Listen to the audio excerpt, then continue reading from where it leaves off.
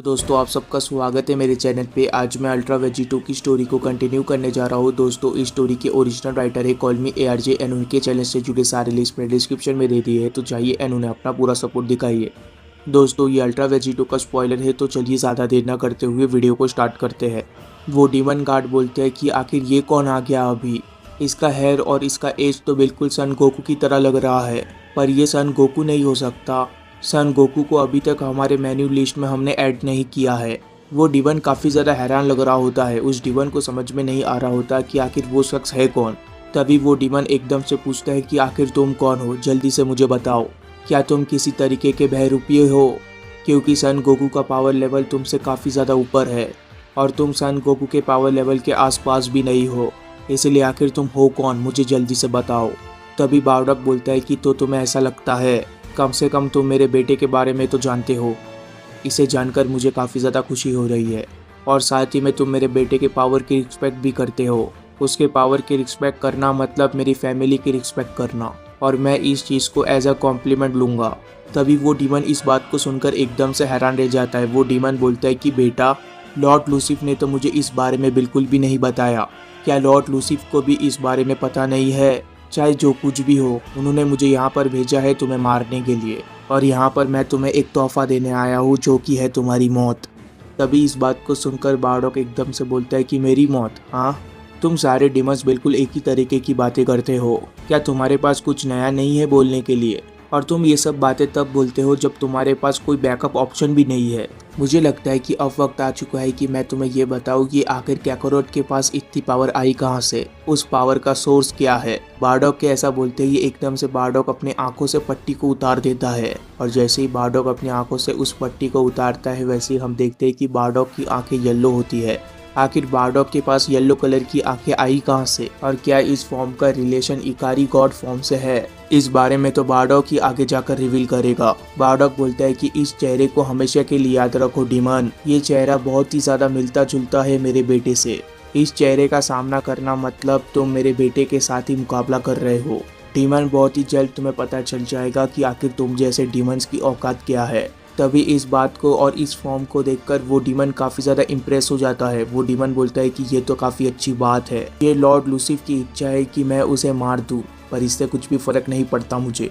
जैसे ही उस डीमन का ये सेंटेंस खत्म होता है वैसे ही फाइट स्टार्ट हो जाती है। बार्डॉक एकदम से उस डीमन की तरफ जाने लग जाता है। बार्डॉक एक ज़बरदस्त एनर्जी अटैक शूट कर देता है उस डीमन के ऊपर, पर वो एनर्जी अटैक जैसे ही उस डीमन तक पहुंचता है वैसे ही वो डीमन वहां से गायब हो जाता है। पर वो डीमन जिस जगह पर अपीयर करता है वहां तक फिर से बार्डॉक आ जाता है, जिस चीज को देखकर वो डीमन थोड़ा सा हैरान रह जाता है। उस डीमन ने सोचा नहीं था कि बार्डॉक की तेजी इतनी ज्यादा होगी कि वो एक ही पल में उस तक पहुंच जाएगा। बार्डॉक एक जबरदस्त पंच मारने वाला होता है उस डीमन को, पर वो डीमन अपने हाथ से बार्डॉक के उस पंच को रोक देता है, जिस चीज को देखकर बार्डॉक भी काफी ज्यादा इम्प्रेस हो जाता है। बार्डॉक बोलता है कि ये तो काफी अच्छी बात है, तुम तो इतने भी ज्यादा बुरे नहीं हो जितना कि मैंने सोचा था।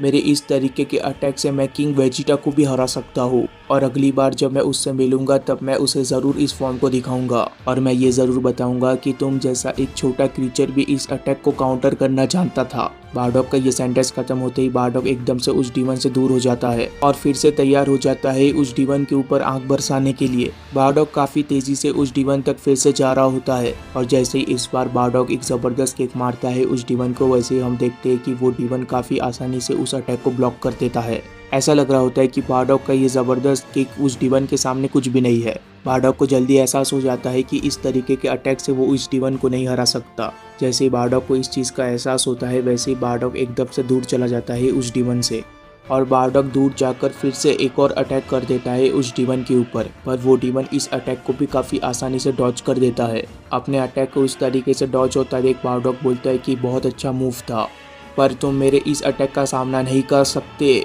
बार्डॉक के ऐसा बोलते ही बार्डॉक एक ज़बरदस्त एनर्जी अटैक शूट कर देता है उस डीमन के ऊपर। ये एनर्जी अटैक वो वाला एनर्जी अटैक होता है जिसको फ्रीजा के ऊपर शूट किया था बार्डॉक ने, और फिजा की तरह ही इस बार भी ये अटैक बिल्कुल ही बेकार हो जाता है। ये अटैक उस डीमन को नहीं लगता और वो डीमन एकदम से बारडॉग के पीछे आ जाता है, जिस चीज को देखकर बारडॉग हैरान रह जाता है। और जैसे ही वो डीमन एकदम से अटैक करता है बारडॉग के ऊपर, बारडॉग उस अटैक को डॉज कर देता है और बारडॉग किसी तरीके से लैंड करता है एक ट्री के ऊपर और अपना बैलेंस फिर से रीगेन कर लेता है। और उस ट्री का सपोर्ट लेते हुए बारडॉग एकदम से उस डीमन के ऊपर कूद पड़ता है। बारडॉग को अपने तरफ आता देख उस डीमन को काफी ज्यादा गुस्सा आ जाता है। वो डीमन बोलता है कि अब बहुत हुआ, अब वक्त आ चुका है। अब वक्त आ चुका है कि मैं ये दिखाऊं कि आखिर तुम में और मेरे पावर में कितना ज़्यादा डिफरेंस है। इसके बाद थोड़ा सा समय बीत जाता है। वो डीमन काफ़ी ज़्यादा हैरान लग रहा होता है और वो डीमन काफ़ी ज़्यादा डरा हुआ भी लग रहा होता है। वो डीमन बोलता है कि आखिर यहाँ पर ये सब चल क्या रहा है, आखिर ये किस तरीके की पावर है।